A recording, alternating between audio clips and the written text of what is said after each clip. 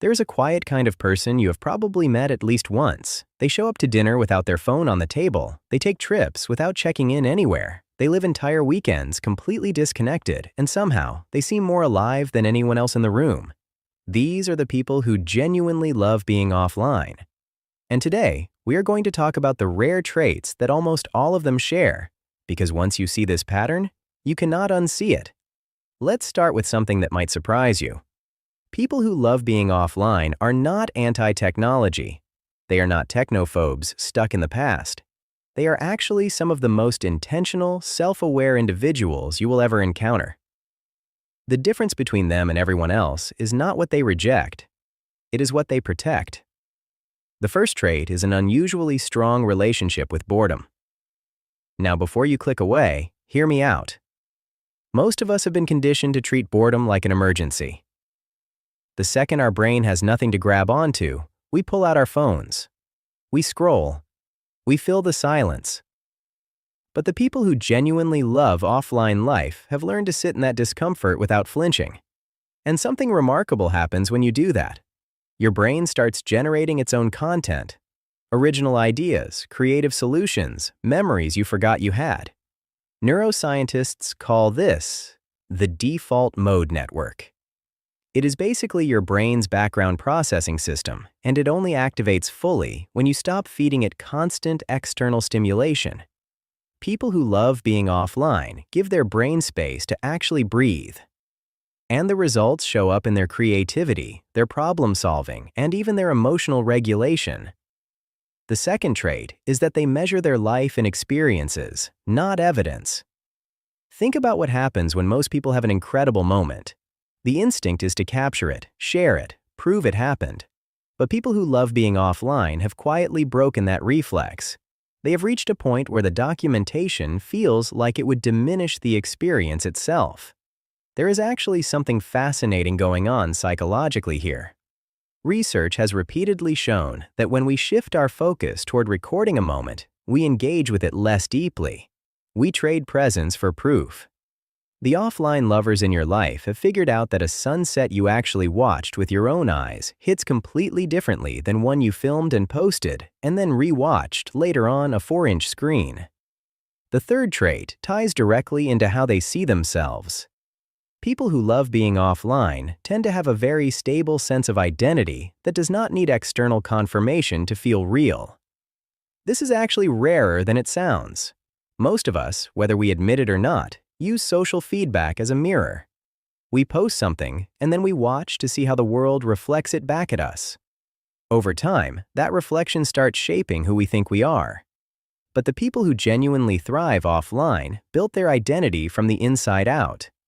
They know what they value, what they enjoy, and what kind of person they are trying to be, and they do not need a comment section to validate any of it. Psychologists sometimes describe this as a high internal locus of control. These people feel like the authors of their own story rather than characters waiting for audience approval. The fourth trait is one that might make you a little uncomfortable.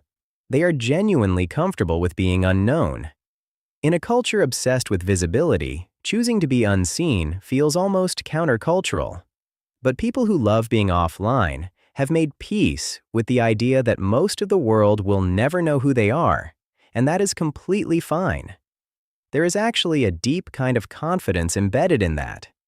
It takes courage to live a life that is not performed for anyone, to do kind things no one will ever screenshot, to grow in ways that will never make it into a highlight reel. These individuals are not hiding from the world. They are simply not auditioning for it. The fifth trait is that they prioritize depth over volume in every area of their life. Their friendships, conversations, hobbies, all of it tends to go deeper rather than wider, while the rest of us are stretching our attention across hundreds of weak digital connections. These people are investing heavily in a small handful of real ones. They are the friends who actually remember what you told them 3 months ago. They are the ones who call instead of text. They are present in a way that most people, buried under notifications and feeds and algorithmic dopamine loops, simply cannot manage to be anymore. The sixth trait brings us back to something uncomfortable but worth saying. These people have done the math on attention.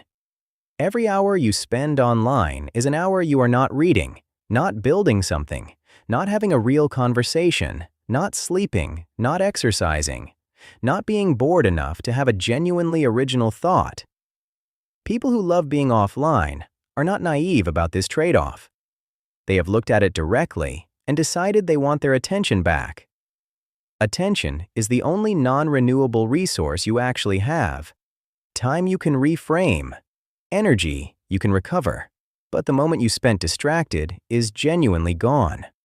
Offline lovers treat their attention like it is precious because they have figured out that it is. The seventh trait is perhaps the most powerful one. They have separated their self-worth from their productivity and visibility. We live inside a cultural story that tells us our value is tied to our output, our influence, our follower count, our career highlight reel. People who love being offline have quietly rejected that story.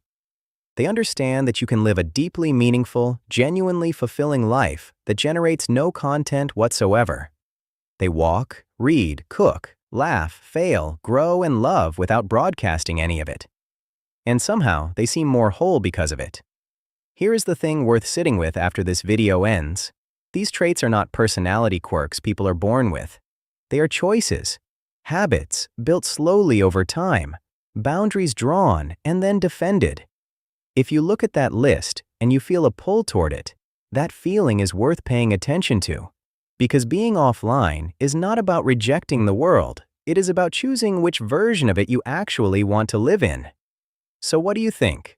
Are you someone who feels called to disconnect more? Or is there a person in your life who embodies all of this and you finally understand them a little better now? Tell me in the comments. I genuinely read them all. And if this one resonated with you, subscribe because we go deep on human behavior and the hidden psychology of everyday life every single week. See you in the next one.